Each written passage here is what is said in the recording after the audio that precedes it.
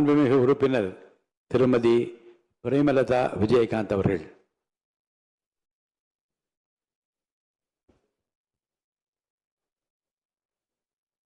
மாண்புமிகு முதலமைச்சர் அவர்களுக்கும் எதிர்க்கட்சி தலைவர் அவர்களுக்கும் இன்றைய அவைத்தலைவராக அன்ன போஸ்டில் வெற்றி பெற்றிருக்கும் அண்ணன் ஜேசிடி பிரபாகர் அவர்களுக்கும் துணைத் தலைவர் ரவிக்குமார் அவர்களுக்கும் இந்திய அவையிலே வீற்றிருக்கும் அனைத்து சட்டமன்ற உறுப்பினர்களுக்கும் எதிர்க்கட்சி தலைவராக செயல்பட்ட அண்ணன் முன்னாள் முதலமைச்சர்களாக இருந்த அண்ணன் எடப்பாடியார் அவர்களுக்கும் அண்ணன் ஸ்டாலின் அவர்களுக்கும் இந்த அவையிலே நாம் ஒரு மாண்புமிகு ஒரு அவை இது.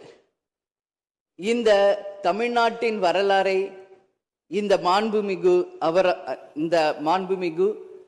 இந்த வளாகத்திலே மிக சிறந்த முறையிலே ஆட்சி செய்த நம்மளுடைய முன்னாள் முதல்வர்கள் இங்க நம்ம சுத்தி இருக்கின்ற அந்த புகைப்படங்களே அதற்கான சாட்சி.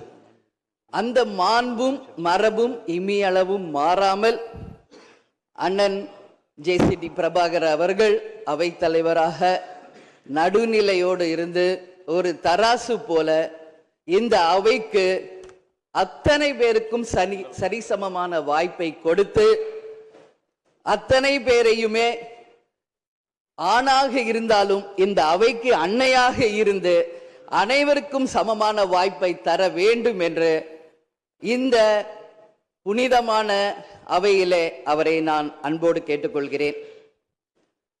அது மட்டுமில்லை, இன்றைய முதல்வர் அன்பு தம்பி விஜய் அவர்களுக்கு திரையுலகில் அண்ணனாக இருந்த கேப்டன் அவர்கள் இதே அவையிலே எதிர்கட்சி தலைவராக செயல்பட்ட பொழுது இங்கே நடக்கின்ற அத்தனை விஷயங்களும் தமிழகம் முழுவதும் தெரிய வேண்டும் என்ற கோரிக்கையை அன்றிலிருந்தே சொன்னார். அதனால அந்த விஷயத்திலும் நடுநிலையோடு இருந்து ஆளுங்கட்சி சைடு மட்டும் கேமரா போக்கஸ் பண்ணாம சட்டமன்றத்தில் நடக்கும் அத்தனை நிகழ்வுகளையும் நேரலையில் தமிழக மக்கள் அனைவரும் தெரிந்து கொள்ள வகையில அந்த சரிசமமான ஒரு வாய்ப்பை ஏற்படுத்தி தர வேண்டும் என்பதை இந்த நேரத்திலே நான் கேட்டுக்கொள்கிறேன். அது மட்டும் கிடையாது, இந்த தமிழ்நாடும் தமிழகமும் என்றும் சிறப்பு மிக்கதாக இருக்க வேண்டும்.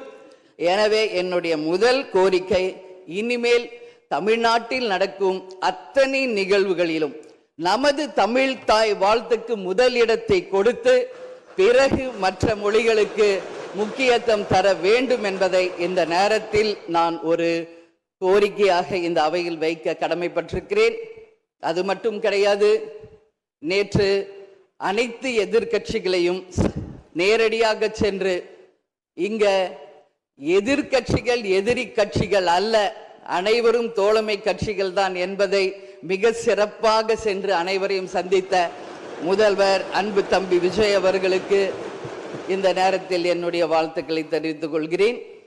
அது மட்டுமில்ல, இந்த அவை தமிழ்நாட்டுக்கும் தமிழக மக்களுக்கும் நீதியையும் நேர்மையும் நிலைநாட்ட வேண்டும் என்பதையும் இந்த நேரத்தில் தெரிவித்துக் கொண்டு, நாளை நடக்க இருக்கும் பெரும்பான்மையில் வெற்றி பெற்று அன்பு தம்பி விஜய் அவர்கள் மிக சிறப்பாக நம் நாட்டிற்கு பணியாற்ற வேண்டும் என்பதை இந்த நேரத்தில் நான் தெரிவித்துக் கொள்கிறேன்.